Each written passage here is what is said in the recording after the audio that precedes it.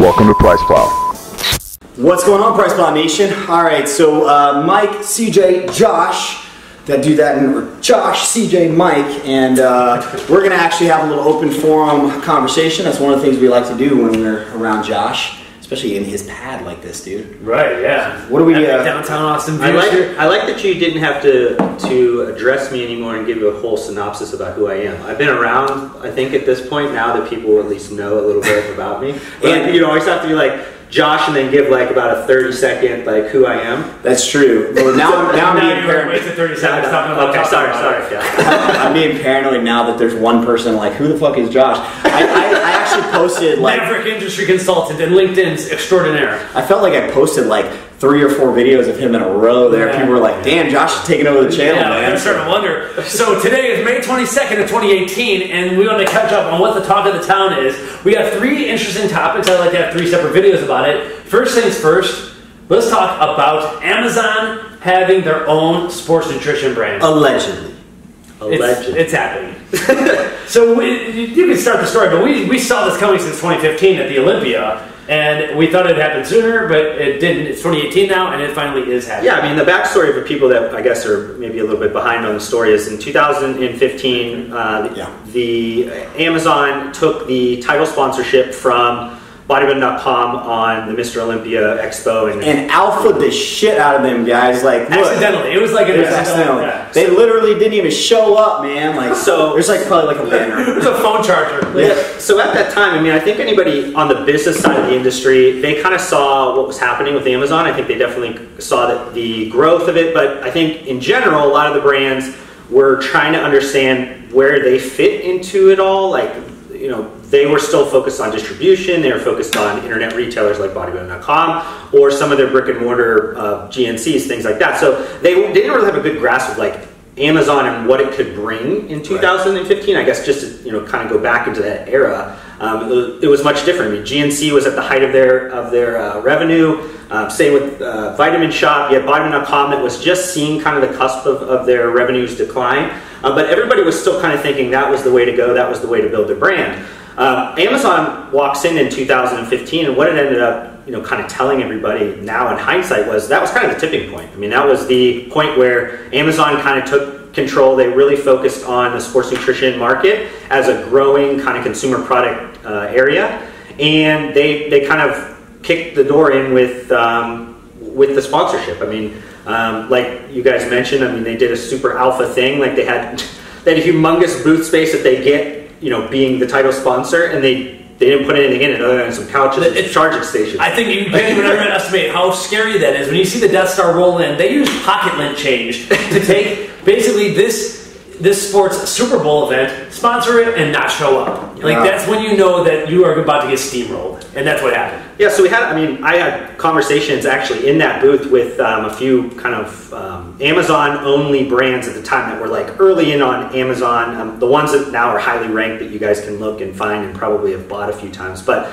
back in 2015, that was still kind of new to have these brands that are actually selling $10 million plus on just Amazon. And, we were talking about when they actually were going to come in and do their own private label. Like, when was that? They obviously weren't coming in just to have a booth. Like, what's the point of that? That's not really any point. So, I think a lot of us thought 2016 they would launch something. Mm-hmm. I mean, that was it. But I think it hadn't kind of evolved that way. They ended up doing a vitamin line first. And they went under a safe Amazon, was it Basics Elements? Yeah, Elements, yeah. Which is actually a brand that they use for baby diapers and things. They just kind of recycled it and reused it. But yeah, I mean, this is kind of, they even went throughout full 2017, and I think right at the end of 2017 they engaged with a contract manufacturer. And at that point, they basically decided that they were going to jump into it. So, made the comment about allegedly. Amazon does an extremely good job about hiding their private labels. They have about 100 plus private labels that aren't Amazon Basics or Amazon Elements or any. Yeah, they're not going to list Amazon. For those of you guys that are like not business savvy, I mean, basically, sometimes a parent company can own multiple different and it could seem like something else, but it's the same concept, right? Correct, yeah. So basically they wanted to kind of, they like to hide, and this is the same strategy as internet retailers do, or even just brick and mortar retailers. I mean, a good example is MTS Nutrition with Tiger Fitness. They could have obviously called it Tiger Fitness Whey or this or that, but they called it MTS Nutrition because they wanted to have the ability to scale outside of just Tiger Fitness. So it's kind of the same thing with Amazon. I mean, they're going to create a brand that's going to be on their platform, but if that decides to kind of like go sideways, or they want to go, you know, take it to GNC or something like that, they could hypothetically do that. Now, they probably won't, but I mean, they hypothetically could do that. Well, and like sometimes a good business strategy is like casting in more narrow net versus a broad one, in the sense of like, instead of like say that I'm the guy that like does everything, I'm creating subsets of doing niche things. Does that make sense? So yeah. like are they saying like I'm an authority over here, but like, can I call myself Amazon and really be the authority in this department? Yeah, I think that's what, I mean, the main thing about the Amazon brand is generally they don't want to have that attached to things that might dilute it in some way. So, I mean, they feel comfortable doing cables or this or that they're basically just OEMing from China, the same manufacturer that does the Apple ones or whatever. I mean, they understand this is just the same thing, they're just slapping a different logo on it. It's much different to do that on a consumable product standpoint, because you generally are not going to have, you know, the ability to kind of take the back end of a certain manufacturing run. I mean, you could do that. I mean, there's still, you know, a lot of people kind of have that, but I mean, I think they took a different stance where they're kind of going off on their own, but they didn't want to call it Amazon. So how did you discover this? Because I think there are still a few people who are debating whether this really is Amazon. You are like 99.9% confident or more. Yeah, I mean, I think what kind of changed it for me was, and that when I was doing some searches this past weekend,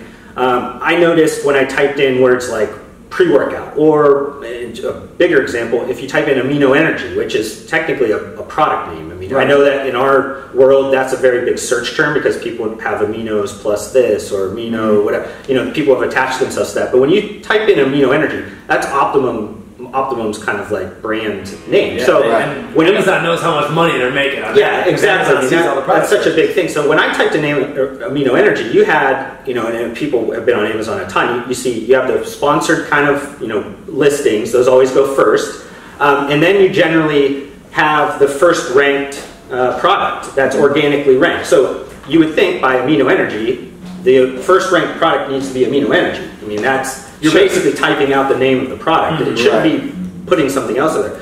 Unfortunately, it was giving a first ranking to the P2N product name. So what that ended up doing, and to me, that happens. You know, maybe there was something wrong in the algorithm. You know, they caught some different change in the algorithm that we didn't really see. But there was actually a gray kind of box that actually says our brand. Yeah. And okay, so what does that mean? Maybe they paid for that. Maybe that means Amazon's choice, or maybe that means best seller.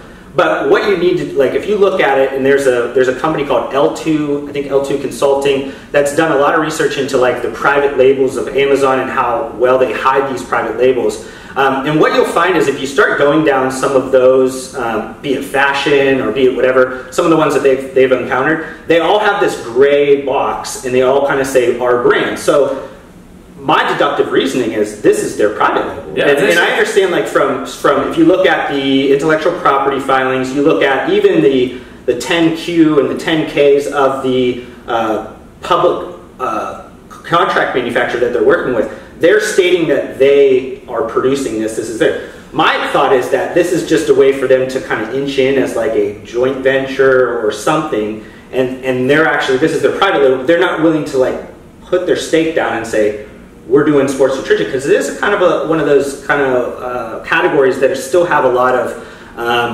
things that could happen from a quality standpoint that could be negative to Amazon by putting their full kind of effort into it. Now you said they're most likely manufacturing with a contract manufacturer that's publicly held. Do you know who that is? Correct. It's in Wisconsin? Yeah, time out. Okay. I think it's I don't know. Time out if the video editor is going to do the time out. I hope you... Are you going to time it out? Sure. Well, I don't want to go too deep down the rabbit hole, but this is terrible targeting for what I searched for amino energy, and they did not provide me an energy product, so I'm pissed. Ooh, yeah. So I know that if they're going to watch this, I'm going to be like, someone searched for energy. Yeah. Time in. So the contract manufacturer that they're utilizing is Trident Brands Inc., which is a publicly traded company. I believe that Amazon's doing that because I think that is natural for them to partner with other publicly held companies, and there's not a lot of publicly held companies that are contract manufacturers. So I think they're kind of utilizing them as their arm to produce products. I just see this as probably the first step into many that they're going to kind of do some type of either joint venture or some type of agreement where they're going to have their private label being kind of produced. Well, how'd you figure that out? Did you see their filings? They made a big contract with Amazon or something from Trident? So you know, I looked at first. I looked at the labels and I looked at the address, and the address was actually Brookfield, Wisconsin. Yeah, the address actually pulled up with the address of this contract manufacturer. So I appreciate that. Actually, I wish everyone would do that. So to me, I said, okay, let me look into this. I looked into it, and then I kind of searched the IP behind P2N or whatever, and I noticed that they did actually own that. And then I took kind of a step further and looked at their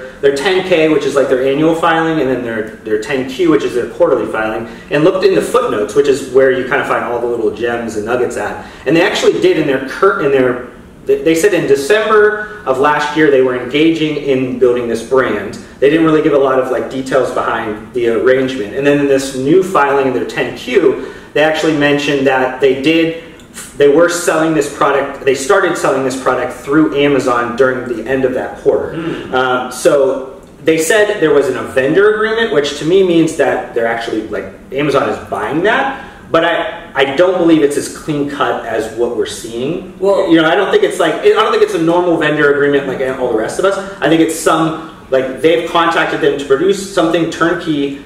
It's been provided to them, and that was basically their brand, you know, as spec. Right. Well, at the end of the day, you search for something. Amazon says our brand. It's their brand. This shit's happening. So that's that. And now I think that's bothersome, man. Like you were saying about like the search term, because I mean we're obviously a company that search matters to us. I mean, whether you're watching this video on YouTube, like search or Google or whatever. Right. But this was a search done within Amazon. Right. And I understand that, but like I would be upset like if somebody was on YouTube and they searched for something that was very particular to Price Plow and we were not listed. That would be something that would. And I think if you look at like just other, I mean, I don't think maybe you type in C4. I didn't really look at like things like that. I think Amino Energy, maybe they thought that was a term that was more broad, even though it's actually a product name. But if you type in, say, pre-workout, or you type in protein powder, all of their products show up first. Not for C4, but yeah, okay.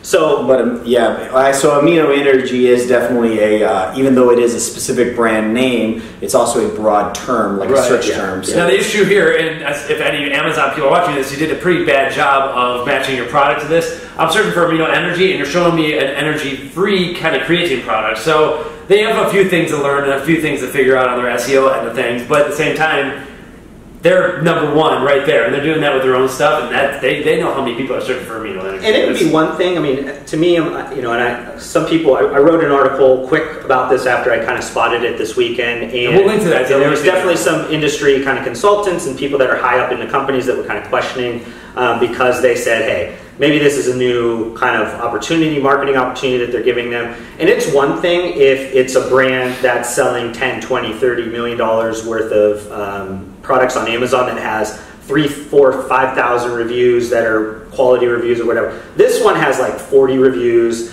The products are not, you know, like you could tell the merchandising rankings are not high comparable to Amino Energy. Or, you know, if you type in pre-workout, C4 should be number one. They're by far outselling anybody else on the platform. Right. So if you're trying to, you know, get somebody to buy a product that is a pre-workout, you're generally going to want to serve them C4. They have the entire above the fold. This is a small Chromebook, but they have 2 products above the fold, and then C4 is after that. So how does this like I want to talk about like that's what we get. This okay, so obviously this is a strategic business move by Amazon. You know, we want to sell, and I'm sure they obviously make more per unit by selling their own in-house stuff, but it also turns off potentially large vendors like Cellucor. Now, Amazon's Amazon. Is it kind of like you're gonna be here whether we like it or not? Like you could leave, like you can go ahead and leave the platform, whatever. Like are they gonna do more harm than good by in-housing like this? Is what I'm thinking. You know. I think overall, I mean, this is, in general, like private label is an extremely big business. I mean, this is, and it's gotten way bigger since like the late 2000s, early 2010s.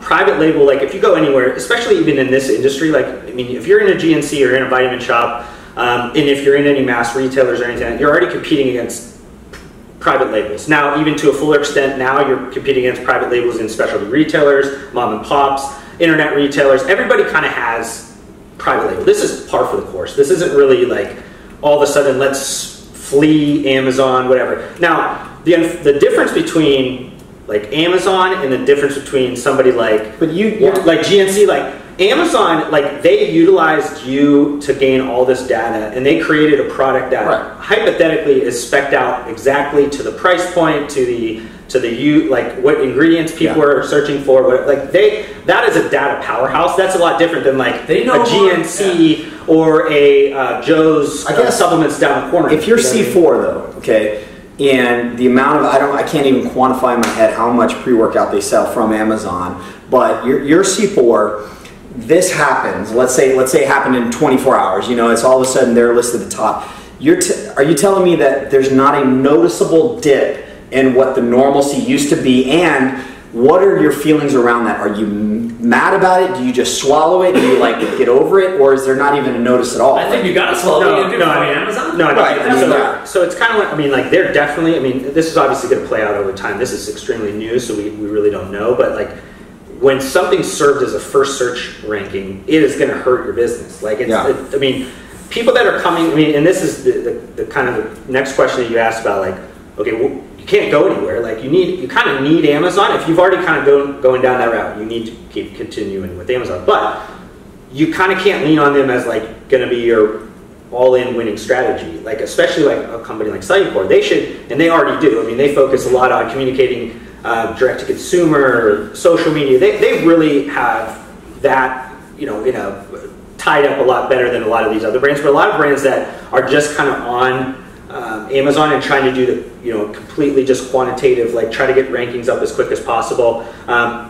It might hurt because they're never going to be able to get that first search term for these new search. I mean, these search terms. I mean, Amazon's always going to make sure that they have kind of the top one. So I mean, it definitely hurts, and to me, would pivot your strategy a little bit. Like, you wouldn't want to go all in, and I would never suggest anybody to go all in anyways. I mean, that's just kind of, I mean, it's depending on your intent, but I don't think you ever go all in. And you guys don't go all in on YouTube, don't go all in on Facebook. I mean, that's just kind of how it is, because you never know. Those aren't your platforms, so what happens tomorrow if it just shuts down?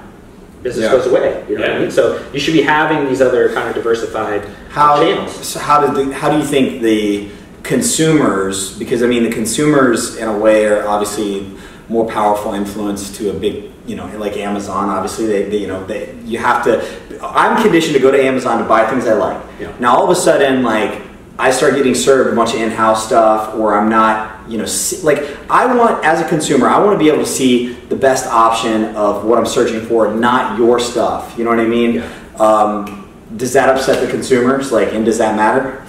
I don't think, I mean, if I was the first one to notice this, and there's a lot of people that look at Amazon every day in our industry and nobody spoke up, I can't imagine that a base consumer is probably even noticing it or even they're telling. So it's just there. You know, it's this new brand, they're like, oh, what is this new brand? And then they see the reviews and they kind of go through the whole buying cycle on Amazon. Is it convertible or not? And then they make that decision. I think it's just... Mike. Yeah. Is this a good thing? You know, we're like, try to bear with me down this crazy rabbit hole. You got a company like Amazon that decides to start doing lines of supplements, right? Mm-hmm. Now, sports supplements, we just talked to Dan with Ghost about, and I talked to Mark Blazier last week about how the industry really has looked at it in kind of a negative light because of a lot of shady things that go on. Now, what's kind of cool is the more we see kind of like good formulas and like following the rules companies and the amount of volume of that, it changes the perspective of consumers, the FDA, etc. So do you think it's possible that this is kind of a good thing, because Amazon's not going to be messing with DMAA and the exotics and all that stuff, and they're not going to be doing like fake Fruit Loop flavors probably, so like, does it kind of put us in a more mainstream light for the good? That's a good question. Honestly, just no, because these formulas suck. So at the end of the day, it's another cheap prop blend, and they know where the data is. Amazon knows more about you than Facebook or all that Twitter. Like, people worry about Facebook spying on you. Yeah, they are. Guess what? Amazon knows how old your kid is. They know all this stuff. They know what you like. Right. They know what you search for. And so people are clearly searching for cheap shit because that's what they're selling here. But this is my thing. Is like, yeah, so it's a prop blend. We know, you and I know that like the formula's garbage. Irrelevant though. Like, to me, what I'm saying is leverage to like governing bodies and stuff. Like, now Amazon's in the sports supplement world. So what is the likelihood that the FDA is going to shut down a segment that's going to affect them? And how does that influence play? Because I think it does. You know what I mean? So Amazon's obviously got a ton of power. Are they going to lobby for this industry? I personally think it's bad for the industry when a non-industry entity gets into your playground and beats everyone up. Because they don't care about the industry, they just care about profits. They're a corporate, they're a corporation that's publicly held. I don't think they're going to go to bat for the industry when the time comes. Let's just go down the conspiracy rabbit hole of Big Pharma wants to shut down the supplement industry. I'm not convinced that Amazon is going to go to bat for us, because Amazon can also just get into the prescription drug industry just as easily. Which they're already working on. What's that? Right, exactly. So I personally think for the industry, I think this is overall a bad thing in many different reasons. It's one more pre-workout that's going to a bean counter and not to a true blue fitness guy. Mm-hmm. And so I'd love for them to come on the channel, or someone to come and like talk to us, give us some quotes or everything on why they're doing it differently. But I think this is just a profit train for them. Yeah. And I'm more negative on this than positive, but at the same time, I understand the reality of the situation, that it don't matter. Amazon's coming, and there ain't shit you can do about it. So Josh, put it in perspective. You've got all the working pieces of Amazon. Obviously, they have their hands in like all kinds of shit. How small is supplements? That's one of the things that they do. But like, how small is that in comparison in the magnitude of the business of Amazon? Yeah, compared to web services, like he said, diapers, all this stuff they sell. Overall, vitamins, health, household, that whole category in general, it's not a big part of their business. So to your guys' point, they're not gonna put their neck on the line for anything like that. I mean, they know how lucrative it is. There are some really good margins in sports nutrition and kind of nutritional products, but their eye is on the grocery prize. That's their way of getting to $500 billion in sales. That's the only way they're going to get there. It's not through sports nutrition. Private label is just their way of increasing margins, and it's just the reality of it. Now, to Mike's point about like, this is a bad product. I mean, it's a great product because the intent was profitability. You know what I mean? Like they know what people are searching for. Sure, right. Unfortunately, the people that are following you guys, like, they want open label, this, that, whatever. Like, right. But that's 0.1% of the market. 99% of the market is looking for something sensory that is cheap per serving, and they can get it and it tastes good. Right. And that's what they probably provided. I don't know. But here's the thing: is like I first of all, I echo exactly what you're saying. Is like, I get your perspective. I think that the truth of Price Plow, though, in this channel, is we're a voice for the consumer in the bigger picture of an industry of what we want to be right, not what's profitable. Yeah. And so I think it's good seeing the business perspective, but at the end of the day, like, us saying it's a bad thing, it's not in the sense of like, is it a bad business move? Hell no. But like, for the consumers that are watching, we want the right thing, not the profitable thing. You know what I mean? Like, right. Whenever you're talking about, this is good for margins, I'm like, well, as a consumer advocate, I don't want anyone profiting. I want the consumer to get as much bang for the buck, which means the company profits less. Yeah. If you're saying this is high margin product, which it is that I'm looking at, that's bad for the consumer in my opinion, even though it is cheap. Now, I guess what I would say to the user is like, if you take this pre-workout and you get a little tingle and you kind of like it, that's like the ingredient beta-alanine, then send us a letter and we'll show you some real stuff that you can try that actually might be a little bit more powerful. But it's an introductory product, and so it is priced as such. So I think, and one of our commenters wrote on a video we posted today, they're like, you don't find the good stuff on Amazon, and that's kind of true. But again, it's for the 0.1%ers who we kind of talk to on this channel. So I'm thinking about like a guy like Eric Tomko of Muscle Elements. He's a guy who's been in this industry forever. He bleeds supplement, the sports nutrition. He lifts, he Instagrams his lifts and everything like that. I'm thinking about a guy like this, and this product line is net bad for an Eric Tomko. And I cheer for Eric Tomko more than I cheer for the AMZN stock ticker. Well, I think we're gonna do that, but like I think that Josh isn't wrong. Like I can have empathy for like the company's position of looking like what's my best move to grow to X amount. Like I get that. That's why I've spoken so highly about like branding and labeling and like personal like all this stuff. I get it, and I'm not anti that. I think though, and again, what the fuck do I know about business? But I feel like these are like money grabs, and they don't stand the test of time if you're not like doing more than just giving us generic stuff. I think eventually the consumers grow out of that. Maybe, but I don't know. This is reminding me of a Body Fortress / 6 Star kind of product, and those have been on the market forever. So are they continuing to grow, or is there like a plateau where it's like? Yeah, that's kind of. Yeah, I mean those things. I mean, this is kind of point that I was kind of already going to go down before you guys mentioned. I mean, they're competing against what you would consider the new people that at one time used to, be the driver of GNC, and then after a while, like mass retailers like Walmarts and Targets and stuff started stocking nutritional products. All those sales started to go towards mass customers. Amazon has to fill that void with every product category. So like if a Walmart has a Body Fortress or a 6 Star or whatever, Amazon needs to have something comparable that is exclusive to them. So these products are probably going to be very specced out, very similar to those products. And they're looking at how do we get the entry-level person that doesn't know anything about a pre-workout or a protein powder, that I can give them a pretty decent quality product, but it's not going to be, 10% or top 25% of the category. But eventually they mature into that. If you're going to be serious about anything in life, I mean, lifting, obviously they start stepping up, you start getting more knowledge, you start buying other products. So a lot of these brands that are kind of far off in terms of formulations or marketing approaches or whatever, like I wouldn't be so worried about this because you're not going after those consumers anyways. Like you're not going after the new consumers. Now, somebody like a Cellucor with C4, they do get a large majority of like the new consumers.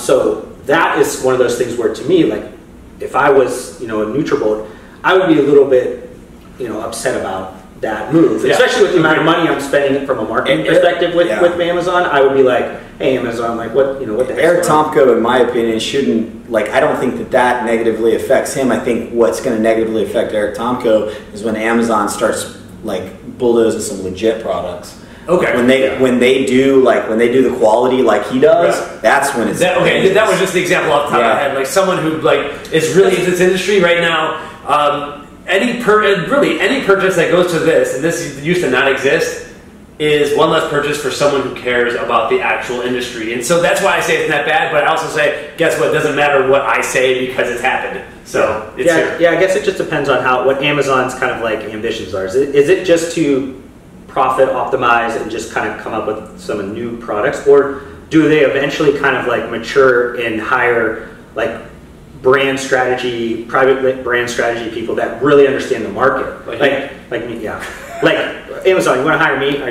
I'll take the contract all day long. I'll tell you this. The plug. Bezos. We can talk to it on the way to Mars on Blue Origin if you want to. I'm totally cool with that. But no, I mean, I think it's that if they want to, if they could, I mean, they could obviously hire me or somebody else in the industry that could completely flip them on their head and go after these massive like marketing brands or whatever. It's like they already have all the data behind it and they can position these things. Like they have such a good use of their real estate, they could do whatever they want with it. I mean, it's kind of if you go back to when bodybuilding.com was the king of this, like for you to be on the first page above the fold, like they only gave like 5-10 brands that, and that was it because they knew like how much power that real estate had on their website. And it's kind of the same thing with Amazon. You could get those first search rankings, and that's why even like with the sponsored product Amazon marketing, like when you see those, people are paying, like if you search pre-workout, they're paying like a lot of money per click just for that one click. So you got to think about how expensive that real estate is on that, and if they're giving themselves and their own brand that, I mean, they can bodybuilding.com launched their own in-house brand, but like a little too late.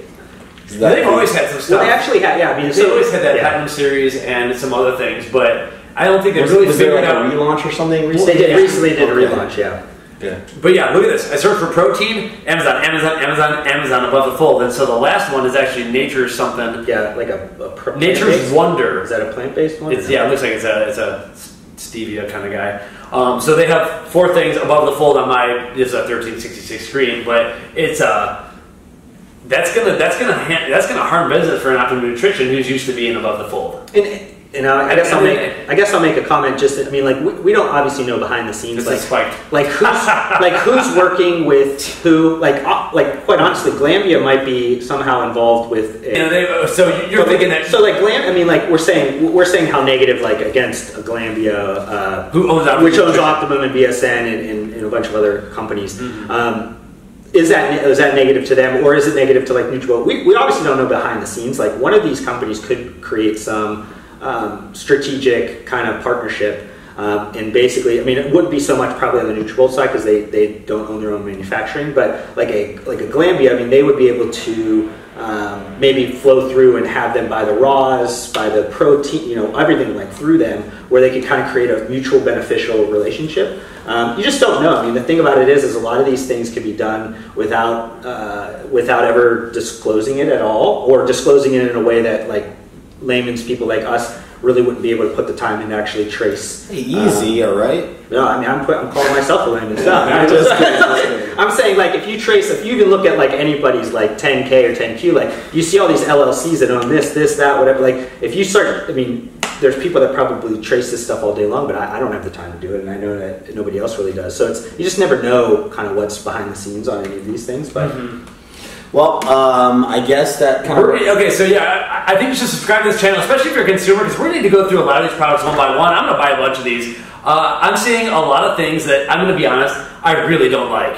And so I see a lot of added free-form amino acids, creatine, all this crap that we don't know if it's going to get counted into the protein. In a protein powder, it's questionable. We need to do some math on the amino acid profile. It's cool that they're showing us that at least. We need to do some deep dives on this because...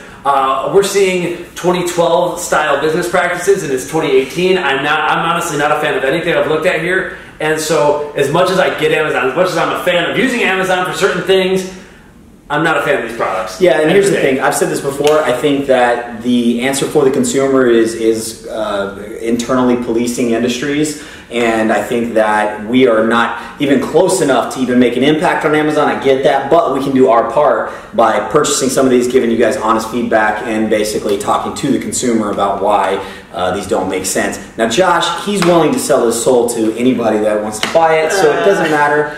Well, I'm just taking. I guess I'm just giving the business side of this. Also, like I don't really look at it from a formula or this, that. A formula to me has an intent and has no soul. So.